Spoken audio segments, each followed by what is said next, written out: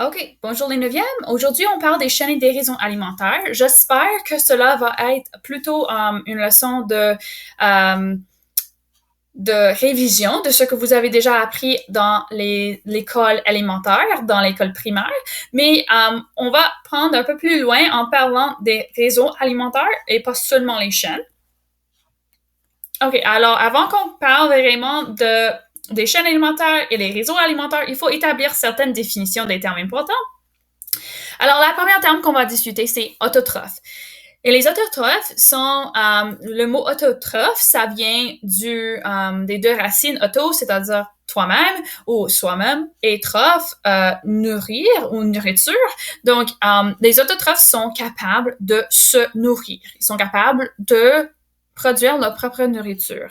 Alors, on va aussi les appeler les producteurs. Et eux, ils sont capables de fabriquer leur propre nourriture en capturant l'énergie du soleil et en produisant les sucres et les féculents. Alors, c'est quoi exactement? Ceci sont les plantes qui vont fabriquer leur propre nourriture par le processus de la photosynthèse. Okay? Voici l'équation chimique de la photosynthèse. On va parler de ça plus en profondeur dans quelques jours, mais pour l'instant, ce que tu as besoin de savoir, c'est qu'on prend l'énergie du soleil et on convertit en énergie chimique, l'énergie que l'organisme des plantes sont capables d'utiliser dans leur corps, pas dans leur corps, mais dans la plante même. La plante est capable de faire sa propre nourriture qui vient du soleil et de convertir dans l'énergie utilisable pour l'organisme. Hétérotrophe, alors hétérotrophe, c'est une nourriture différente. Encore, on parle des mots où ça vient, une nourriture qui est différente. Ils sont pas capables de produire leurs propres nutriments, de produire leur propre nourriture. Donc, les hétérotrophes tirent leurs énergies d'autres organismes et on va appeler aussi les hétérotrophes les consommateurs. Alors, ils consomment d'autres choses. Toutes les hétérotrophes dépendent directement ou indirectement sur les autotrophes. Alors, on a les hétérotrophes qui mangent uniquement les plantes, les autotrophes, et il y a d'autres qui mangent uniquement les hétérotrophes, mais même les hétérotrophes qui mangent les autres hétérotrophes, ils, ils ont besoin d'avoir les autotrophes dans leur chaîne alimentaire pour débuter ce processus de la création d'énergie chimique d'après le soleil. OK, alors voici un tableau. Je veux que toi, tu donnes des exemples des différents types d'hétérotrophes. Alors, on a les types comme herbivores. Alors, les herbivores mangent uniquement les plantes. Et on a des exemples comme les moutons, n'importe quoi qui mange seulement les plantes. Il y en a plein. OK, peut-être les lapins, par exemple. On a aussi les carnivores. Okay? Les carnivores mangent uniquement les animaux, les autres animaux. Alors, ils mangent uniquement d'autres hétérotrophes. Ça, c'est ce que je discutais tantôt, c'est qu'on a les hétérotrophes, les carnivores, qui mangent seulement d'autres hétérotrophes, mais ils dépendent encore d'autotrophes parce que les animaux qui vont manger les plantes en premier. Okay? Les omnivores mangent les plantes et les animaux. Les détritivores mangent les organismes morts et les déchets. Et les charognards mangent les organismes morts. Okay? Voici des exemples que moi je vous fournis. Alors, un exemple d'un herbivore, c'est un lapin. Carnivore, c'est un loup. Omnivore, c'est un ours. Okay? Les ours mangent les plantes et les animaux. Détritivore mange, un exemple, c'est les vers de terre. Alors, vraiment, on va aussi parler de cet aspect de décomposeur. Ça vient l'explication tantôt. Mais ceci sont des choses qui vont manger les déchets et les organismes morts, ils sont vraiment essentiels à un écosystème. et à la chaîne et réseau alimentaire. Et un charognard, un exemple, c'est un caribou. Alors, ceci sont des choses, le mot en anglais, c'est scavenger, ou bien des choses qui mangent des animaux normalement qui ont été déjà tués par d'autres animaux et qui sont maintenant morts et ils sont capables de les manger. OK, maintenant on parle des décomposeurs. Un décomposeur, c'est quelque chose, un organisme qui va décomposer les matières organiques. Alors, ils aident à recycler les nutriments chimiques dans le sol. Alors ici, vous avez quelques différents exemples. On a les champignons, on a des exemples des vers de terre et bien d'autres insectes. Et on a un exemple d'un charognard. Alors, ces deux classifications, les détritivores et les charognards, sont tous les deux les décomposeurs.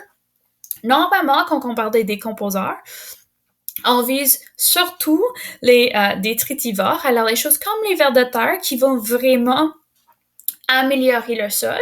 Mais comme vous allez voir dans plusieurs différents exemples que je vais vous donner, c'est vraiment un cycle et les différents animaux fonctionnent ensemble pour décomposer la matière, pour donner de la nutriment chimique au sol et ça recommence le processus de la production et puis de la consommation et de la décomposition. OK.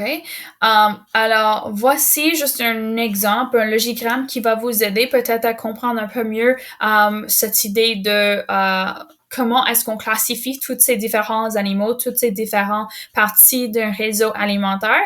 Alors, dans le dernière leçon, on vient de parler des facteurs abiotiques et biotiques. Alors, n'importe quel animal qui fait partie d'un réseau alimentaire, ça va faire partie pas animal seulement, mais animal et végétal, n'importe quoi qui est vivant, qui va faire partie d'un réseau alimentaire. Okay? Tout qui fait partie d'un réseau alimentaire est vivant, donc ils sont tous les facteurs biotiques. Ici, il y a deux grandes catégories des membres dans les réseaux alimentaires, les autotrophes et les hétérotrophes. Les autotrophes sont vraiment tout seuls, ils sont des producteurs. Les plantes qui créent leurs propres nutriments, leur propre nourriture d'après l'énergie du soleil. Ceux-ci sont des autotrophes. Ensuite, on a les hétérotrophes. Les hétérotrophes ont deux grandes catégories. Okay? Les consommateurs qui sont carnivores, herbivores et omnivores. Okay? Et puis les décomposeurs qui sont les détritivores et les charognards. OK. Les chaînes alimentaires montrent le transfert d'énergie chimique entre les organismes. C'est assez facile, vous savez ça déjà. Ils commencent toujours par un producteur et finissent par un consommateur. Okay. Et quand on va dessiner les chaînes alimentaires, on utilise une flèche et cette flèche signifie un transfert d'énergie où vous pouvez penser dans la façon de qui est mangé par qui. Alors, qui va donner, comment est-ce que l'énergie va être transférée d'un organisme à l'autre. Alors, si quelque chose mange quelque chose d'autre, ça veut dire que la flèche va pointer vers l'organisme qui mange l'autre organisme parce que c'est là où on voit le transfert d'énergie. Alors, voici un exemple. On a un simple chaîne alimentaire et on a l'herbe, ici, qui est mangée par la sauterelle, qui est mangée par le grenouille, qui est mangée par le serpent, qui est mangée par le faucon. OK? Et vous voyez, ici, on a producteur, consommateur primaire, consommateur secondaire, consommateur tertiaire et consommateur quaternaire. Vous voyez que, alors, la façon qu'on va déterminer est-ce que c'est primaire, secondaire, tertiaire, c'est qui est en premier dans la chaîne. Alors, la première hétérotrophe, ça c'est la consommateur primaire. Ensuite, secondaire, tertiaire pour 3 et quaternaire pour 4. OK? Voici un exemple assez intéressant qui vient des Simpsons, qui parle de comment les êtres humains agissent dans les réseaux ou les chaînes alimentaires. Alors nous, on mange tout et nous sommes essentiellement la consommateur en haut de presque toutes les chaînes alimentaires. OK, les réseaux alimentaires maintenant, ça c'est peut-être quelque chose de nouveau, mais ce que ça nous donne en termes d'information, ça nous donne un peu de flexibilité parce qu'on sait que la plupart des consommateurs ne consomment pas seulement un type d'aliment, un autre animal ou un seul type de plante. On a une flexibilité dans les consommateurs, ça c'est ce qu'on a besoin pour être capable de survivre pour aussi longtemps. On a besoin d'être flexible parce que peut-être, je sais pas, les bleuets ne sont pas toujours disponibles. Alors, on doit être capable de manger d'autres choses. Et c'est à cause de cela qu'on utilise plutôt les réseaux alimentaires pour démontrer les différentes relations entre les différents animaux. Alors, ça, c'est ce que tu peux voir dans l'image. Alors, ce que vous avez comme devoir, c'est de trouver 3 différentes chaînes alimentaires dans ce réseau. Alors, moi, je vais vous montrer une, OK? Puis vous pouvez dessiner celle-là que je vous démontre et deux autres aussi. OK? Alors, ici, on a l'arbre qui est un producteur qui va être mangé par le souris. Le souris est un consommateur primaire et les souris sont vraiment omnivores, mais ici, on va dire qu'ils sont herbivores. Ensuite, le souris est mangé par le serpent. Okay? Vous voyez la direction de la flèche. Okay? Transfert d'énergie. Le souris est mangé par un consommateur, dans ce cas, secondaire, qui est le serpent. Et le serpent est mangé par le bouze, okay? Qui est le consommateur tertiaire dans cette chaîne. Okay? Alors ça, c'est une chaîne alimentaire qui vient de ce réseau alimentaire. Et c'est tout pour aujourd'hui. Vous avez des petits devoirs à faire et on se revoit bientôt.